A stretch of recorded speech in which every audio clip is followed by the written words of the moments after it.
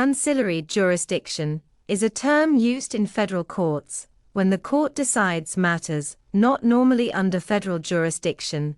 so that it can give a judgment on the entire controversy, when the main issue is a federal matter which it is authorized by law to determine.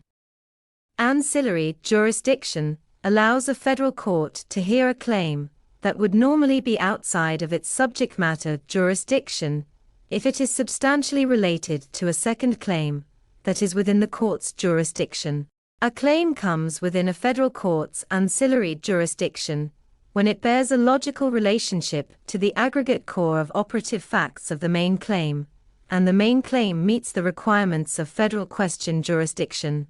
or diversity jurisdiction.